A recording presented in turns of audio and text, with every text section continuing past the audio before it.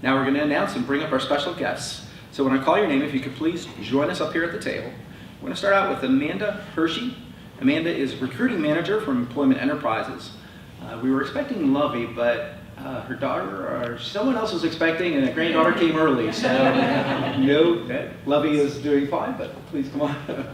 And Amanda is recruiting manager at Temporary Solutions, Inc., a subsidiary of Employment Enterprises. She has 10 plus years of experience working in a variety of industries, sourcing and hiring candidates from entry level to executive level positions.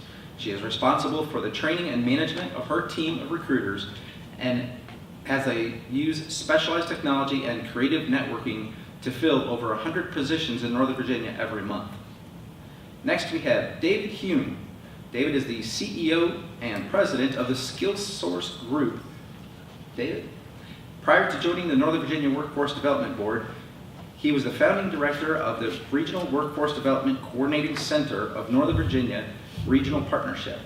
The Northern Virginia Regional Partnership is a public-private partnership comprised of business education, local government, and civic leaders, which represents over 1.6 million residents and is specifically focused on developing a world-class technology workforce throughout the region. Prior to his work with the regional partnership, David served for 10 years in several career senior human resources and workforce development agency positions within Fairfax County, Virginia government, including Deputy Director of Operations and Administration with the Department of Family Services. Finally, we have Stephen Partridge. Stephen is the Vice President of Workforce Development for Northern Virginia Community College. Prior to being named Vice President of Workforce Development at Northern Virginia Community College, Stephen was President and CEO of Charlotte Works in North Carolina. There, he successfully transformed Charlotte's Workforce Development Board into a demand-driven agency assisting more than 1,300 businesses and hosting more than 125,000 job seeker visits. In his role, he became adept at understanding employer needs and economy driving public and private sector demands, making Charlotte Works a national benchmark for workforce reform. He also created intense educational partnership from elementary through college institutions and formed a volunteer corps that saved employers more than $100,000 per year. So if we could actually give them a quick round of applause. Thank you all for joining us today. Each of you will get about 10 minutes to speak. At the end of your 10 minutes, we'll move on to the next panel member. At the end, time permitting, we'll have questions from the audience. So let's go ahead and begin. Amanda, we'll start with you. All right. Thanks, everyone. So I don't know if anybody's familiar with Employment Enterprise. I'm sure you are, because a lot of people know Lovey, but just something else to point out is we do have over 4,000 employees. And they are within projects within 42 states. And like you said, we hire about 100 people a week right here in the Northern Virginia area. So those numbers already alone, very, very busy. And one of the things to point out from the very beginning is we are recruiting all the time. There's never a day off from recruiting. It's recruiting all the time, whether it's social media presence or any type of hanging out with people on a Sunday. Like, it's still, you have your business cards and it's recruiting all the time. And I think that's something that's really important to play out, because when we're a staffing company, we do have a leverage that, because we've been recruiting. We're not waiting to have an open position and like, hey, I have an open position, let me post something somewhere, and I don't really know where, right? A lot of companies come to us and, where are we supposed to post? That's a good question, right? Because a lot of things is going to change depending on what type of position it is, and where is the position, right? So some sites will get a lot more traffic than others. Same exact position, open up in Charlotte, North Carolina versus a place in Texas versus Northern Virginia is going to get different types of traffic. And I think that's something we really need to start from there, right? But that's something we've been doing full time. So when those positions come open for people, we already got a base. And I think this is where people have to remember recruiting is a full-time job. So that's the first thing. And to give you a little idea too about the recruiting market, when I first started, we used to post ad in paper, and we would get 1,000 phone calls in a week. Then it progressed where we could post an ad in Career Builder, and we would get 200 resumes a week, and most of those were qualified. It used to be people actually read the job ads beforehand, right? and now you post an ad and you receive maybe 20 resumes and maybe one qualified. And even then you're like, well, hopefully it's a good match personality-wise, right? Which again, you don't really know. And I think that's where, recruiting has changed. Recruiting has changed significantly. And so we had to get creative too. And it's something that it's only going to get harder before it gets better, right? So we look at that, the baby boomer generation leaving, right?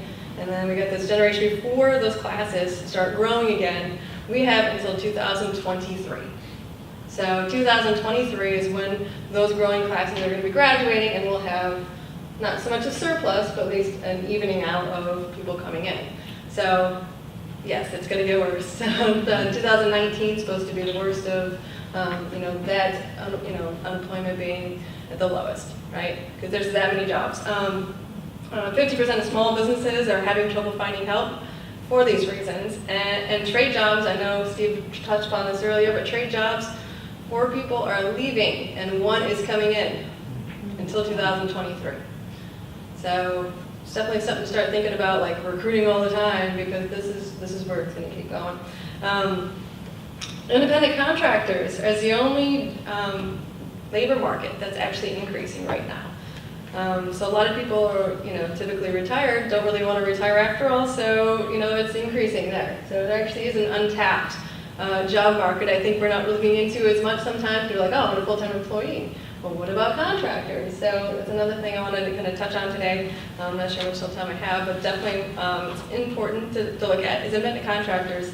So currently 34% independent contractors are working full-time. And we're in the 1990s, you're only looking at 10%. So there is a significant increase there as well. And then, of course, everybody's favorite topic, job jumping with millennials. I think it tends to also be something where, very frustrating when you're hiring, is you're like, why can't I get my people to stay? So retention is going to be something that I'd love to talk about with people, because there are lots of little things we can do to start looking at millennials and how do we get them to stay on our jobs, right? We have good jobs too. How do we make them stay? So the average tenure for millennials, and it's not just we're looking at stats now, the average retention for millennials is 2 to 3 years to stay in a job. Now, in the Northern Virginia area, that is 13 months. So, a little bit of a difference. So, what can we do, right? So I think it's something we want to start looking at is how do I make my job more appealing? So we can start there. I think the one I think is most fabulous to me is when we look at a way to increase our workforce and job retention and then increasing is more of, does my job need a 4-year degree? I think I really want to start here, right? So we talked about the trade jobs already, Steve did, but I think high school students is now officially the most tapped in right now. People are now looking into high schoolers to do a lot of jobs. Now again, why? They're tech savvy. Not tech savvy or coming in from high school. And do they need a 4-year degree? So every job that opens up, start opening up that market by reducing those education requirements, and be surprised, what we're able to bring in. But high schooler, a good example is Starbucks. Starbucks recruits 50,000 students, high school students every year. So we already talked about the retention of millennials, which is typically that 3 to 4 years, but these Starbucks, when you recruit from high school, their typical tenure is 6 years. So they're staying longer, right? And because they're giving that job opportunity. So high school students, I definitely think, tapping in and offering some type of, helping them with school loans and that kind of stuff, bringing those in creates a lot of loyalty. They also have very, very advancement careers that are, very appealing to them. But that's also something to take into play. But yeah, bringing it to the industry is just kind of looking in as, hey, what can I do? Who else could do this job? And that's definitely where we want to start too. Of course, we're getting rid of the vocational stigma of vocational schools not being a good place, but as much as we talk about construction is actually healthier rather than sitting stagnant in a job. I know sitting is the new smoking, right? So not supposed to be sitting all day. So they're playing that as well. But then social media recruiting. I know a lot of people too, where they're asking, hey, well, what do we use for social media? Is it LinkedIn? Everyone wants to go to LinkedIn now, but social media isn't just LinkedIn and job posts and looking for things. And I think this is where it comes is, when you're looking for retention and trying to make your company attractive, they're going to be looking at your social media sites like, well, what do they do? What fun things do they have? And this all goes back to how do we make our jobs look appealing to people? And millennials, of course, I'm going to target them because I think that's one of the biggest frustrations I hear from employers today is, hey, how do I make my millennials stay, right? And how do they stay? How do I make this appealing? And so we have to think outside the box and what is it that people are looking for? And it's actually the biggest thing they talk about is actually they have a word for it. Sorry, I'm drawing a blank.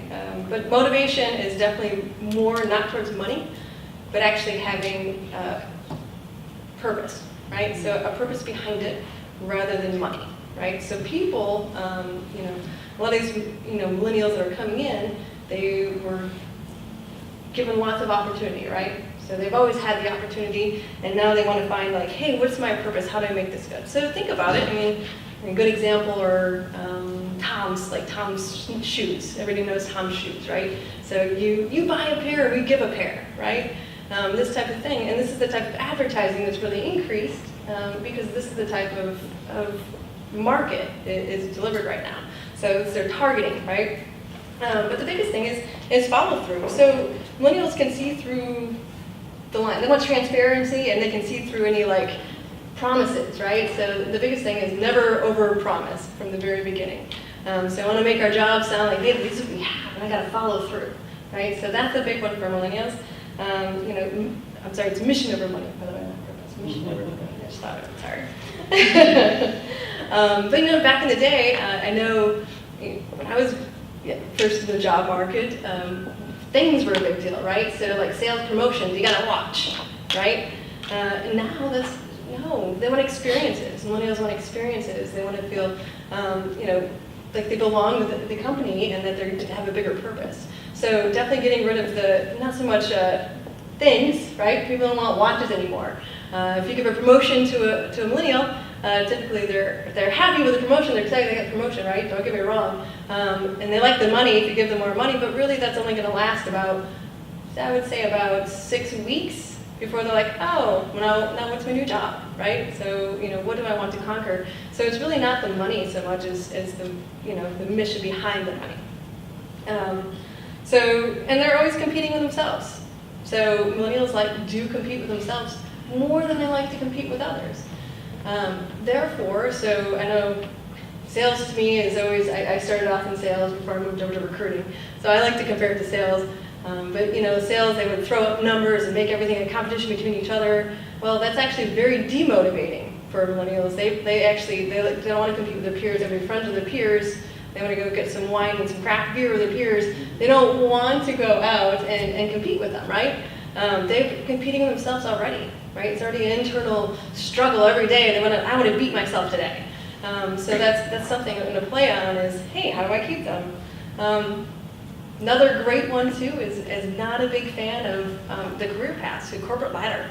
Very anti-corporate ladder, right? So I think of the structure when people have, hey, after 4 months you get promoted to this, or it's a 6 months train, whatever, 6 months, whatever. And as soon as you put on those time periods, that's demotivating, right? And again, I'm not talking. This could be, very broad. I don't know if you guys know the millennial is from 1982 to 1990. I'm forgetting. It's in 1995. Is that somewhere around there? Think about it. So the biggest thing is, lawyers. Your biggest when you're trying to motivate more lawyers is they want to hit partner, right? Everybody wants to hit partner.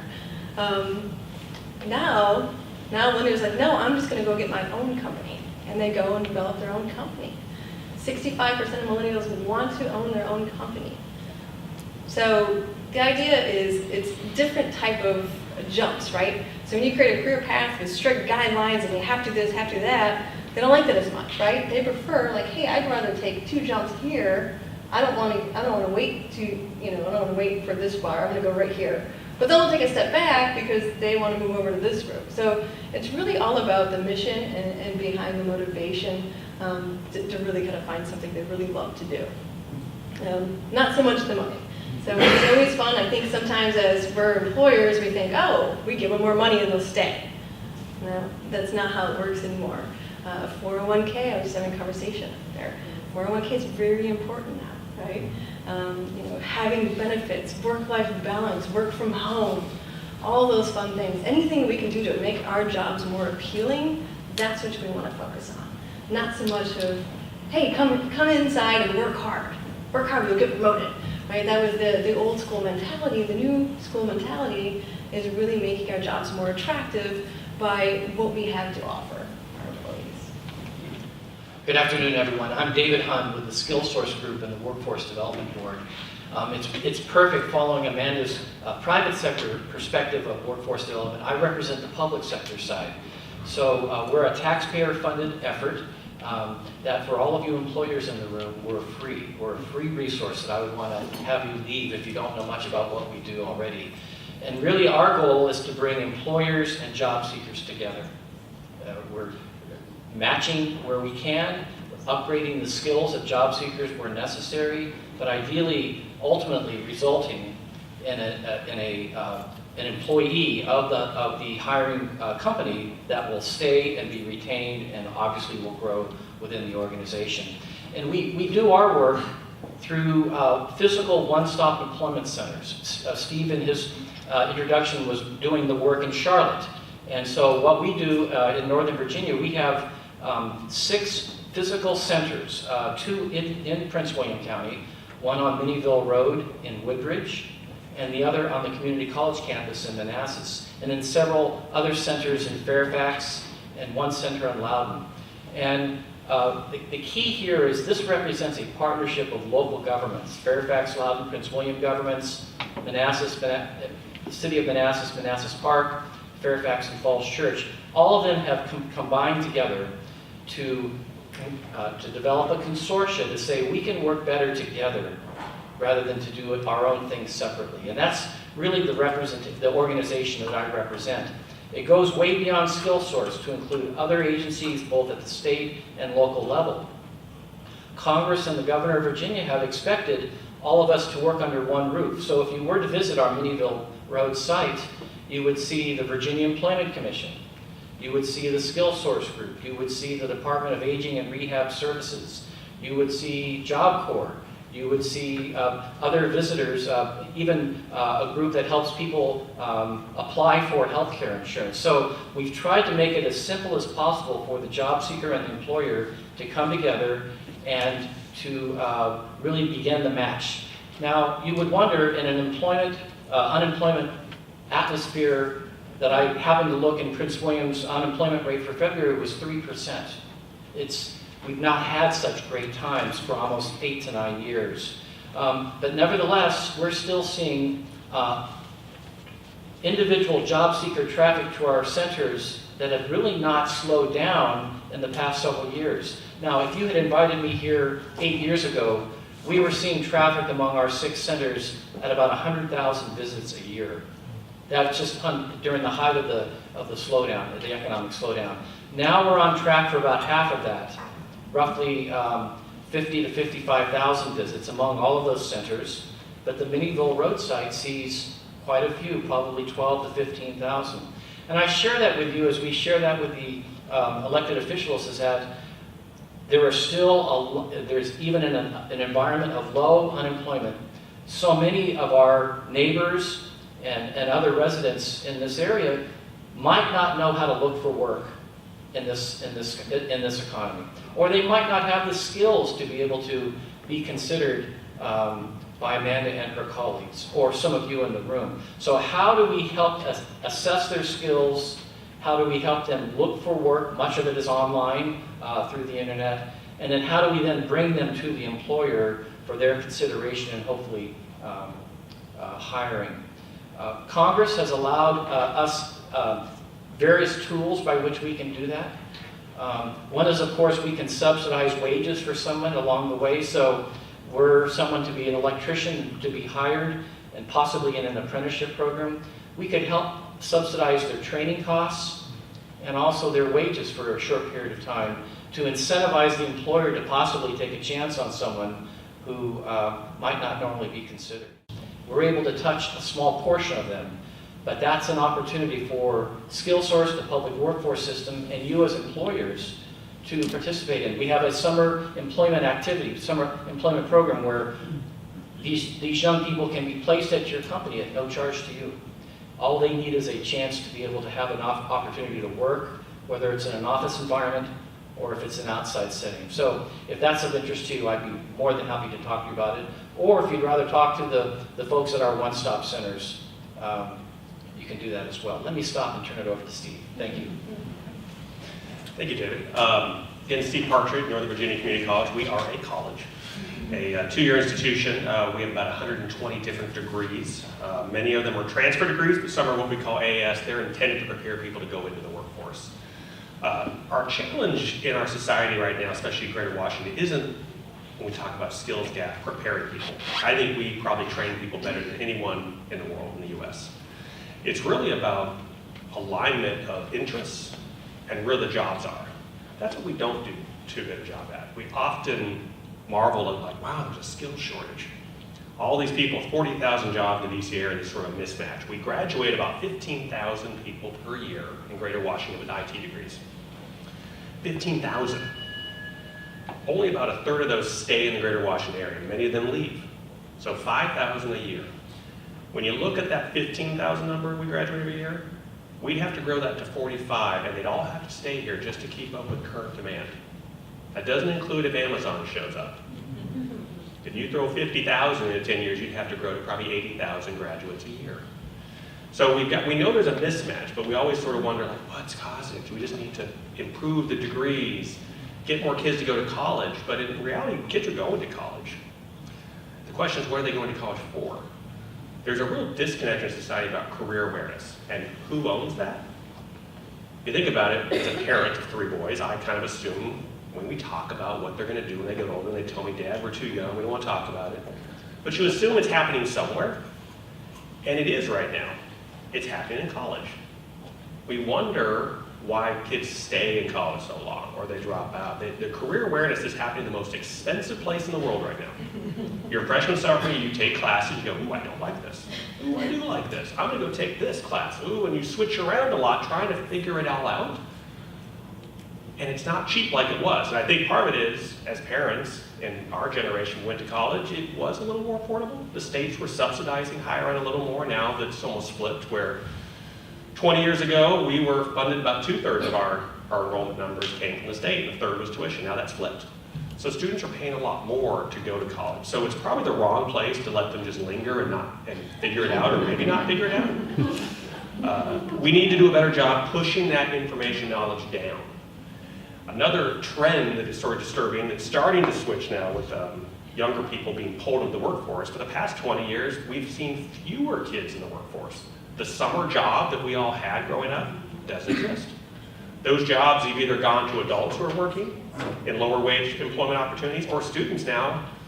I never had year-round soccer, year-round this, extracurricular. It's so busy within the K-12 structure, it doesn't leave as much time for work. So kids often are going away to college never having worked. So when employers say, these kids are coming out of school and they're not work ready, they don't know what work is. So we're missing those opportunities by pushing it and sort of kicking the can down the road. What worries me about Northern Virginia is that we have 2.5% overall unemployment, which means as employers in the room here, you know some of you are locked in. If you're in healthcare, you sort of have to feed the local market. You look for efficiencies, but you got to hire people here. When you get to the tech world, I've got 40,000 vacancies, unfilled positions. They have little choice if they can't hire locally but to bring people in or move the jobs out. And it's getting more difficult because of transportation issues, cost of living, and others to move people in. Stephen Fuller has said the numbers of people migrating to the Northern Virginia area is slowing. So if that's happening, what choice do we have? What's left for us to do?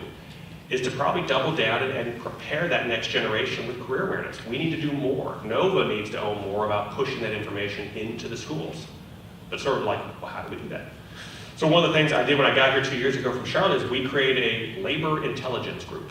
It's just one guy, but it sounds cool. But he's getting another guy soon. And so there'll be two of them that basically crunch numbers all day, and they look at all the jobs that are out there. They look at the job descriptions. They look at how it maps to our degrees. It talks with employers, because we have a partnership with the Northern Virginia Tech Council. So in the technology field, we talk to the employers via their sort of trade association. We talked with Ken and the heavy equipment. They approached us and said, we have a need here, thousands of jobs going unfilled, what can we do together? And how do we make sure that what we're doing maps to something? Because as a parent, giving someone $100,000 who's 18 saying, go to school, figure it out, and I hope you're employed, not back here when you're done. There needs to be a job waiting at the end of all these opportunities. As a parent, as a society, putting all this money into higher ed, we should expect that. So we mapped, and there's if complete the program we created with Ken, there's a guaranteed interview with one of his members. We want to do that with more companies, because everyone is out there struggling, but we've got to do more to get the kid internships while still in high school, not waiting for that magic internship when they're about to graduate, because most companies look at internships as a recruitment tool. I'm going to do this to try the person out to make sure they're a fit for the company before I hire. When in reality, a lot of these internships that used to be there before several court cases and unpaid internships versus paid internships, it was a way to say, I like this, I don't like this, and sort of figure out what you want to do.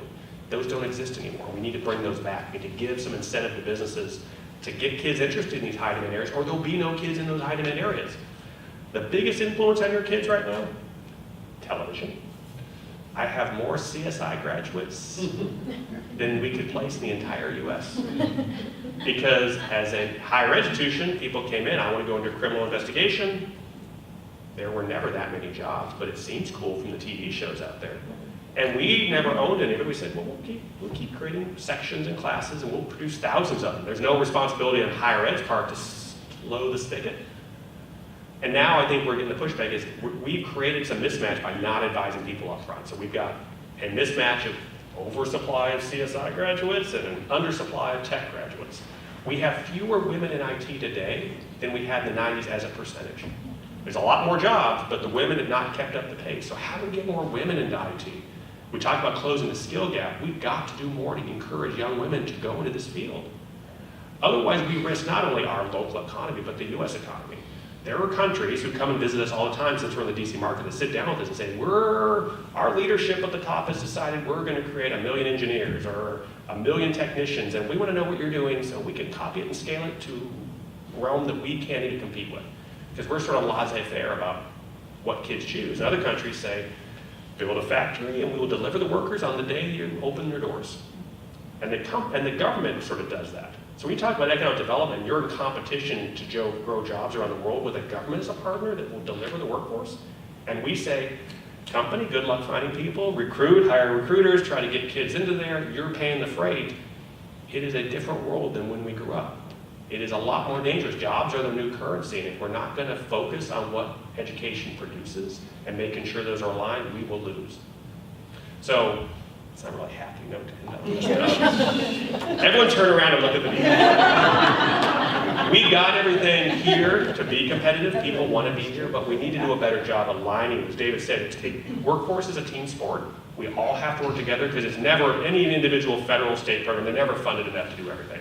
But by working together and really making a system, I think we can compete. But it starts with businesses opening your doors, giving us those opportunities to get kids the exposure early, working with us to make sure our education is really meeting your needs.